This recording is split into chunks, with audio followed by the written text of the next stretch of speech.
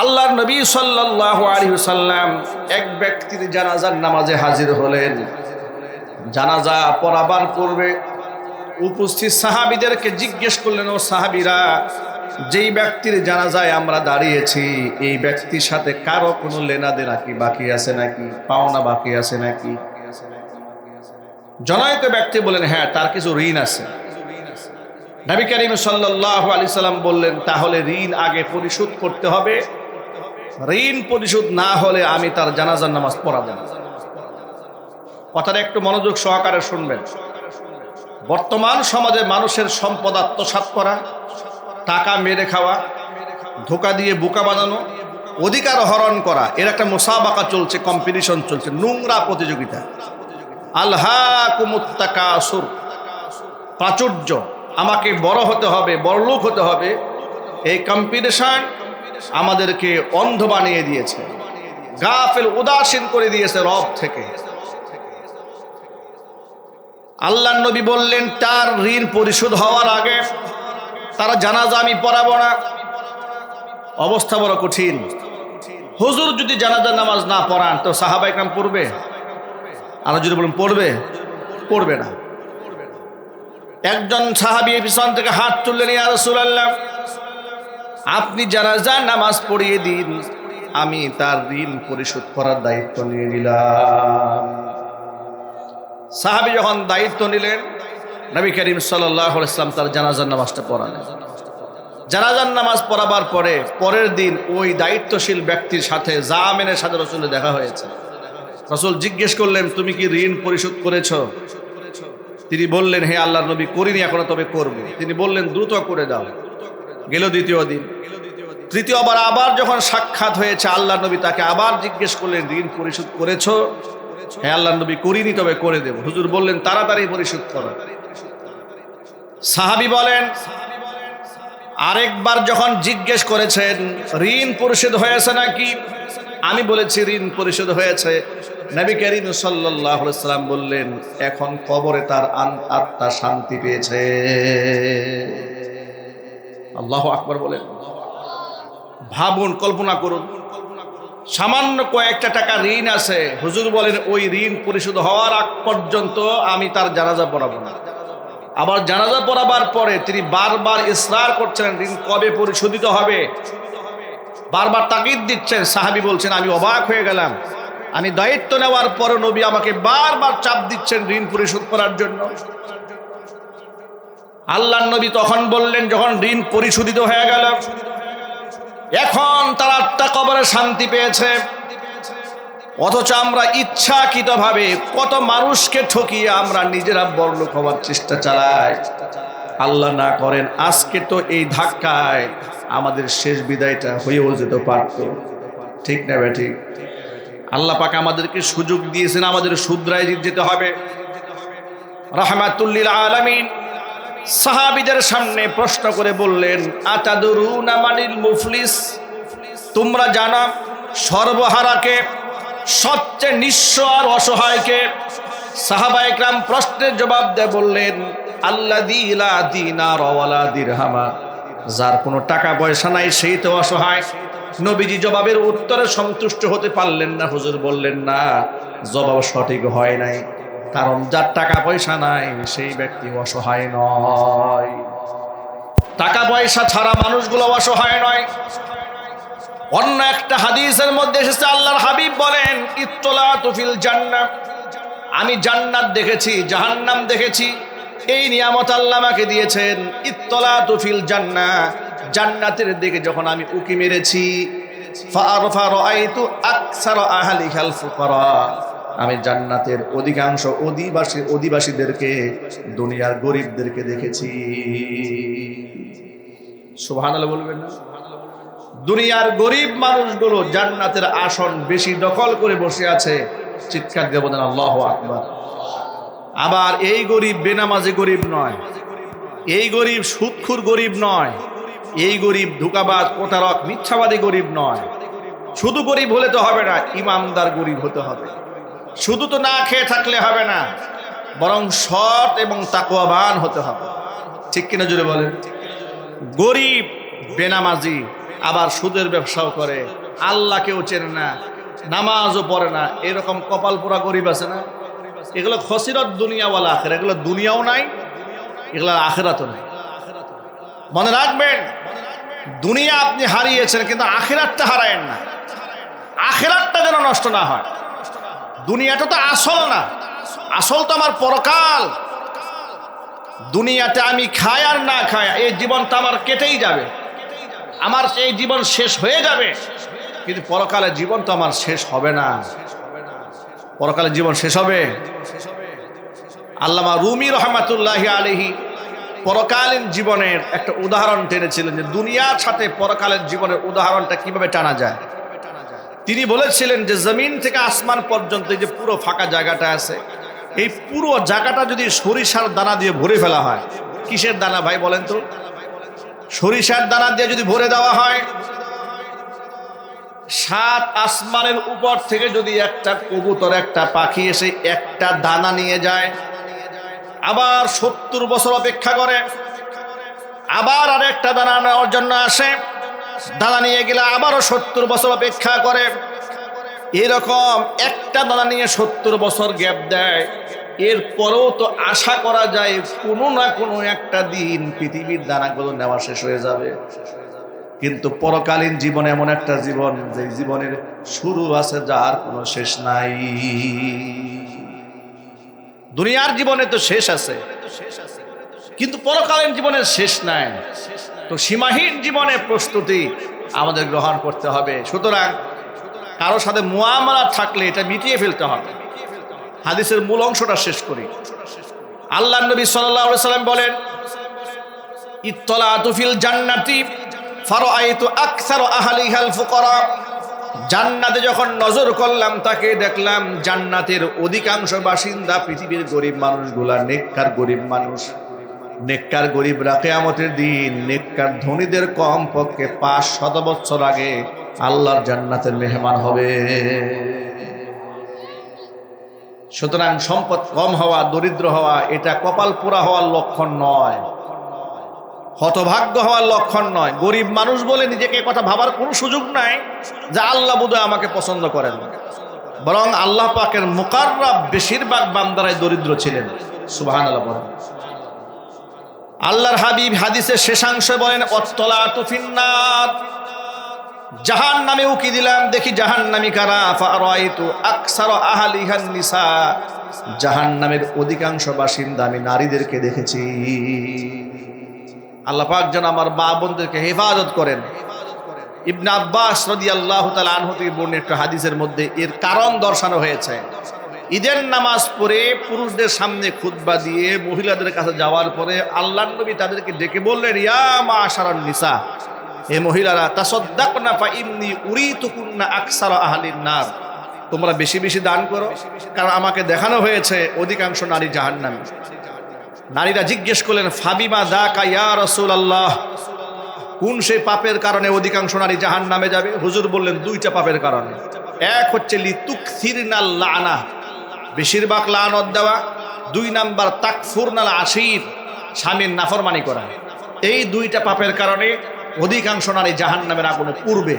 আল্লাহ পাক যেন আমার মা বোনদেরকে পরিপূর্ণ হেদায়েত নসিব করে। আমি যে মূল হাদিস থেকে এটা টেনে এনেছি, সেই হাদিসের আসল অংশে ফিরে যায়। হুজুর সাহাবীদেরকে বলেন, ও সাহাবীরা, আতাদরুনা মানিল মুফলিস, জানো সর্বহারাকে, অসহায়কে, হত দরিদ্রকে, একেবারে নিঃস্বকে জানো তোমরা? সাহাবায়ে কেরাম বললেন, যার টাকা পয়সা নাই সে নিঃস্ব। হুজুর বললেন, না, যার টাকা পয়সা নাই সে নিঃস্ব নয়।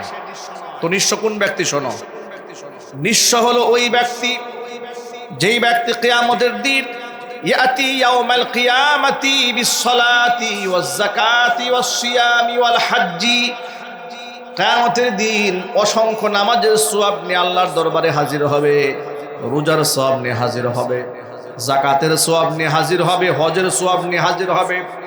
সওয়াবের পাহাড় নিয়ে দাঁড়িয়ে যাওয়ার পর অসংখ্য লোকেরা তার বিরুদ্ধে আল্লাহর দরবারে নালিশ দিবে, রব্বুল আলামিন এই লোকটার জমিনে আমাদের অধিকার নষ্ট করেছিল।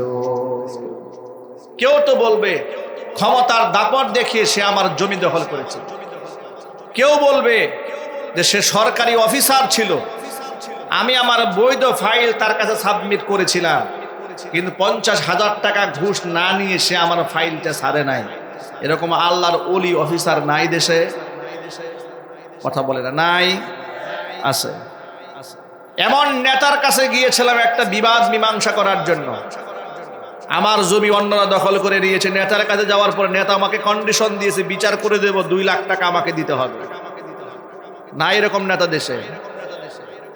মেম্বার সাহেব বিচারে বসেছে, তাকে অগ্রিম 5,000 টাকা অ্যাডভান্স দিতে হবে।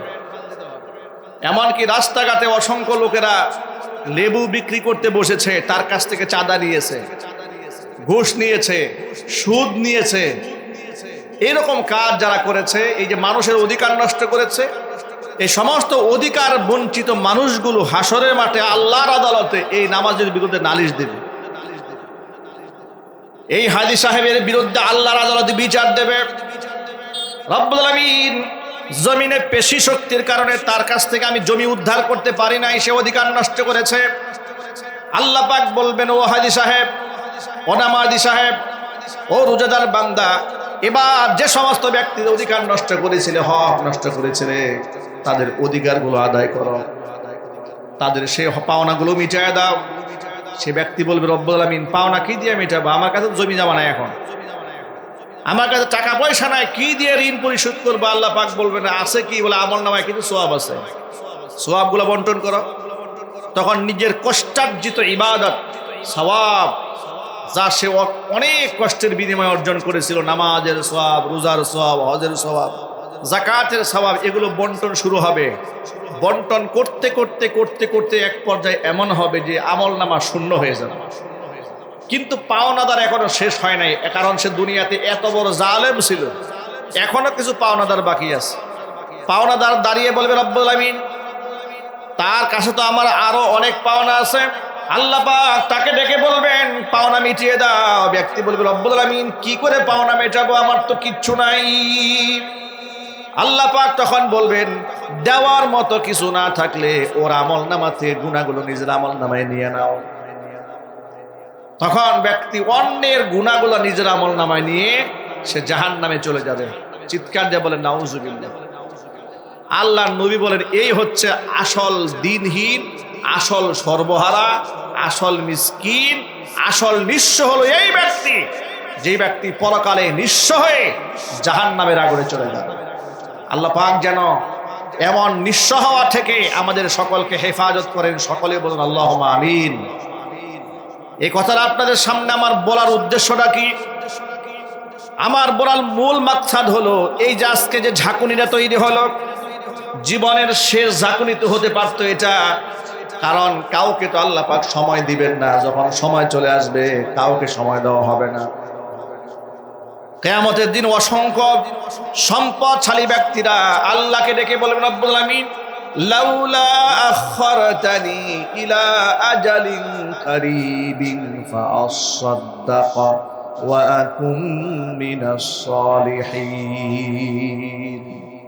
লাউলা আখরতানি ইলা আজালিন কারীব, আমাদেরকে সামান্য সময় যদি আল্লাহ তুমি দিতে, কত টাকা পয়সা সুইস ব্যাংকে জমা রেখেছে, বাংলাদেশ ব্যাংকে জমা রেখেছে, কুবাইল ব্যাংকে আছে, কুবালি ব্যাংকে আছে, সোনালী ব্যাংকে আছে, রূপালী ব্যাংকে আছে, ইসলামী ব্যাংকে আছে, কত টাকা রেখে এসছি। আল্লাহ একটুখানি সময় দাও, দেখবা ফাআসাদ্দাকা, তুমি আগে পাঠায় দেখো না, সব তোমার রাস্তা দান করে দেব। ওয়া আকুম মিনাস সালিহিন, আমি আর খারাপ মানুষের দলে থাকবো না, ভালো মানুষের কাতারে এসে শামিল হব। বন্ধুগণ, আপনারাই বলুন, এই সুযোগ কি আমরা আর কেউ পাবো? যদি বলতে হবে পাবো না, এই সুযোগটা আমরা পাবো না। এই সুযোগ আমাদেরকে আল্লাহর পক্ষ থেকে আর দেওয়া হবে না। সুতরাং আজকের ভূমিকম্পের পরেও আল্লাহ পাক আমাদেরকে যাদের বাঁচিয়ে দিয়েছেন, এটা আল্লাহর পক্ষ থেকে সতর্কবাণী, এটা আল্লাহর পক্ষ থেকে সতর্কবাণী। আমরা যারা এখান থেকে ফিরে আসি, আমরা যেন তওবা করে নিই, আল্লাহ যেন কবুল করে। এবার আপনাদের কাছে আর একটা ছোট্ট প্রশ্ন, আপনারা এক বাক ইমামদারের মতো গর্জে উঠে জবাব দেবেন, আমাদের নবীর গায়ে কোনো গুনাহ আছে? সগীরা গুনাহ, কাবীরা গুনাহ, জাহিরি গুনাহ, বাতিনি গুনাহ, ইচ্ছায় গুনাহ, অনিচ্ছায় গুনাহ। নবীরা বেগুনাহ, মাসুম। শুধু আমাদের নবী নয়, আমাদের নবী থেকে শুরু করে হযরতে আদম আলাইহিস সালাতু ওয়াসসালাম পর্যন্ত যত নবী রাসূল আল্লাহ পাক জমিনে পাঠিয়েছেন, পৃথিবীর কোন নবীদের কোনো গুনাহ নাই। তারা সব বেগুনাহ, মাসুম। চিৎকার দেখুন আল্লাহু আকবার। কয়েকদিন আগে দেখলাম এক আলোচক ওয়াজের মঞ্চে বয়ান করে বলছে যে পৃথিবীর নবীদেরকে দিয়ে আল্লাহ কিছু কিছু গুনাহ করাইছেন, যাতে করে এই জমিনের মানুষেরা নবীদেরকে আল্লাহ মনে না করে। নাউজুবিল্লাহি মিন যালিক। এটা কোনো উদাহরণ হলো? এটা কোনো কথা হলো? যে নবীরা মানুষ, এ কথা প্রমাণ করার জন্য নাকি নবীদেরকে দিয়ে আল্লাহ গুনাহ করিয়েছেন। নাউজুবিল্লাহ পড়েন। এটা কি ভালো আকীদা না বদ আকীদা? বদ আকীদা। নবীদেরকে মানুষ প্রমাণ করার জন্য গুনাহ করাতে হবে কেন ভাই? নবীরা যে মানুষের মতো চলাফেরা করেছেন, মাতৃগর্ভ থেকে দুনিয়াতে এসেছেন, বিবাহ শাদী করেছেন, খাবার খেয়েছেন, রক্তে মাংসে করা, আবেগ আপ্লুত হয়েছেন, রক্তাক্ত হয়েছেন, ক্ষতবিক্ষত হয়েছেন, দেশ ছাড়া হয়েছেন, সন্তানের বাবা হয়েছেন, এত কিছু দেখেও কি তাদের মানুষ মনে হয় নাই? তাদের কি গুনাহ করে মানুষ প্রমাণ করতে হবে? নাউজুবিল্লাহ পড়েন। নবীদের সমালোচনা করা হারাম, সাহাবায়ে কেরামের সমালোচনা করাও হারাম। অথচ কিছু লোকেরা অবলীলায় নবীদের সমালোচনা করে। সাহাবায়ে কেরামের ব্যাপারে বলেন, সাহাবায়ে কেরামদেরকে আমরা সত্যের মাপকাঠি মানি না, কারণ সাহাবীরা জিনা করছেন।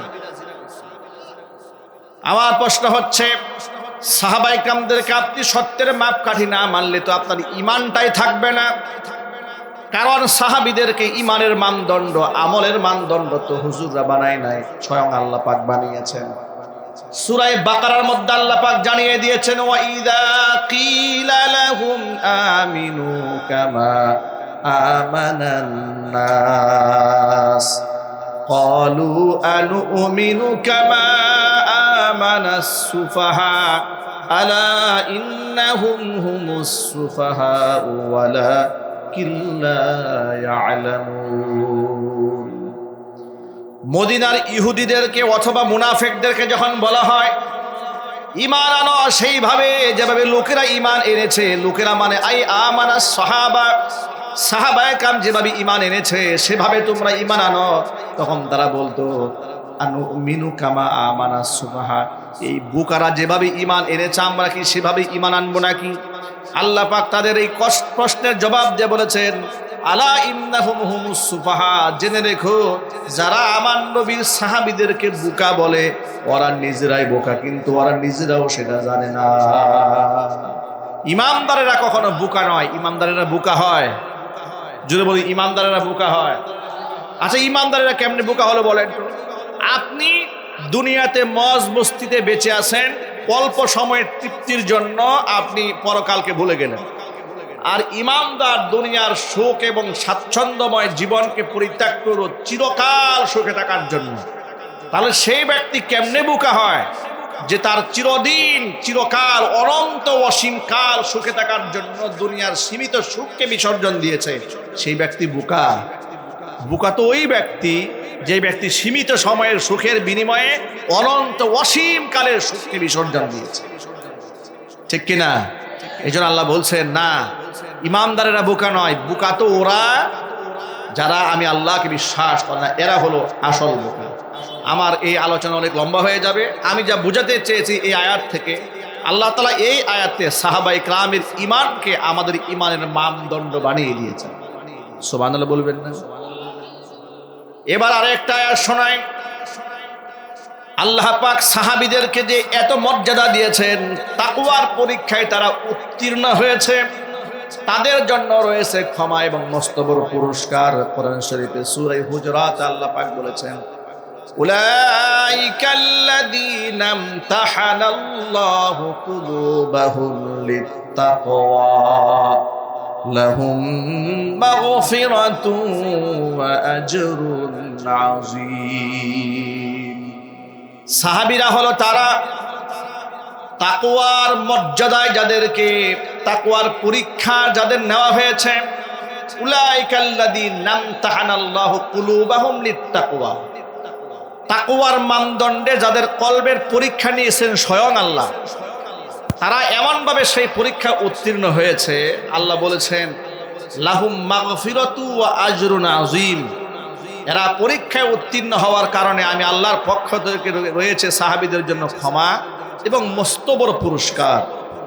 যে সমস্ত সাহাবীদের জন্য মস্ত বড় পুরস্কার আছে, যাদের জন্য ক্ষমার ঘোষণা আছে, যাদের ব্যাপারে কোরআন বলেছে রাদিয়াল্লাহু আনহুম ওয়া রাদু আনহু, এদের প্রতি আমি সন্তুষ্ট, এরাও আমি আল্লাহর উপর সন্তুষ্ট। যাদের ব্যাপারে সাহাবায়ে কেরাম রাদিয়াল্লাহু তাআলা আনহুম আজমাইনদের ব্যাপারে স্বয়ং আল্লাহর নবী বলেছেন আসহাবি কান নুজুম, আমার সাহাবীরা আসমানের নক্ষত্র সমতুল্য। ফাবিআইয়িহিম ইকতাদাইতুম ইহতাদাইতুম, যে কাউরে অনুসরণ করলে তুমি হেদায়েত প্রাপ্ত হবে। শুধু কি তাই, আল্লাহর নবী সাল্লাল্লাহু আলাইহি ওয়াসাল্লাম এই কথাও বলেছেন তাফাররাকাত বানু ইসরাঈল আলা সিনতাইনি ওয়া সাবঈনা মিল্লাহ ওয়া সাতাফতারিকু উম্মতি আলা সালাসি ওয়া সাবঈনা মিল্লাহ। বনী ইসরাঈল সম্প্রদায়ের লোকেরা 72 দলে বিভক্ত হয়েছিল, আমার উম্মতের লোকরা 73 দলে বিভক্ত হয়ে যাবে। এই 73 দলের সবগুলা দল জাহান্নামে যাবে, ইল্লা মিল্লাতান ওয়াহিদা, একটি মাত্র দল জান্নাতে যাবে। তিলা মানহিয়া ইয়া রাসূলুল্লাহ, যে দলটি জান্নাতে যাবে তার পরিচয় কি?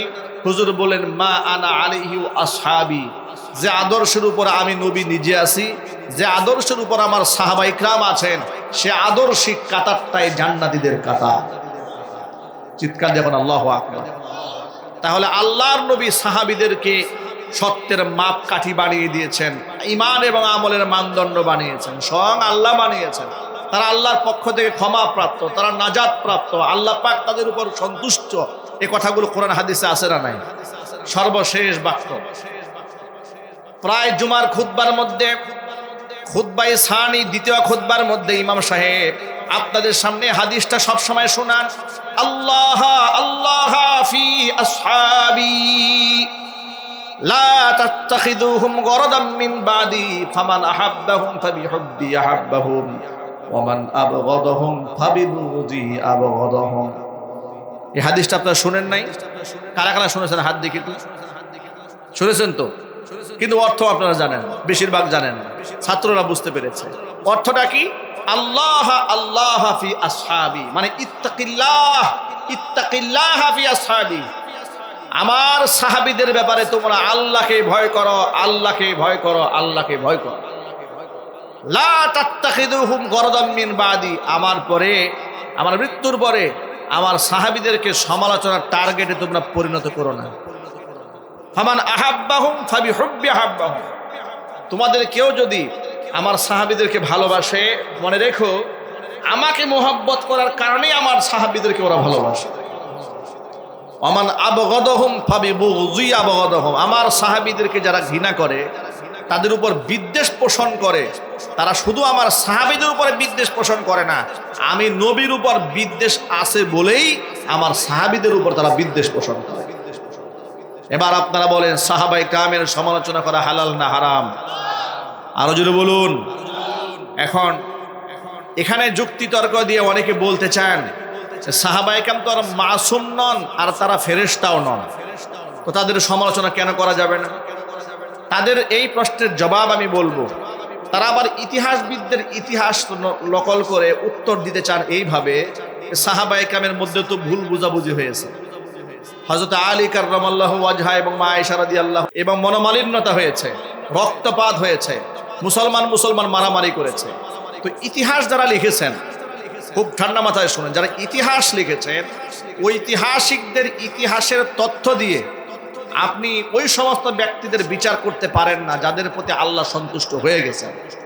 তাদের আমল নামার মধ্যে কোনো ত্রুটি বিচ্যুতি ব্যক্তিগত থাকলে সেই মুআমালা তাদের সাথে, রবের সাথে আমি জাস্টিস করার কেউ নই। ঠিক কিনা বলেন? আর আপনি কি দিয়ে জাস্টিস করেন? কাদের ব্যাপারে জাস্টিস করেন? বিচার আপনি কি দিয়ে করেন? ওই ঐতিহাসিকদের বর্ণনা দিয়ে। এই জন্য আমি আমার এক্সাম্পল দিয়ে সবসময় কথাটা অনেক জায়গায় বলি, দেখুন সোনা কোনোদিন আপনার লাকড়ির পাল্লায় মাপা যায় না। লাকড়ির পাল্লায় কি সোনা মাপা যায়?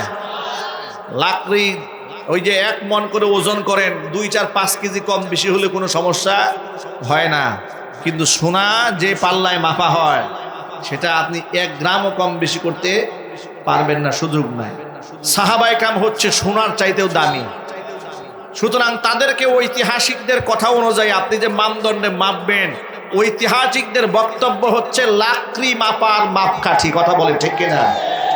আপনি সেখানে সোনা এবং হীরার চেয়ে মহামূল্যবান সাহাবায়ে কেরামের আমল আপনি মাপতে পারবেন না। এ অধিকার আপনাকে দেওয়া হয় নাই।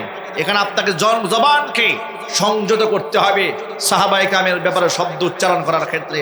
আল্লাহ পাক যেন আমাদেরকে হেফাজত করেন।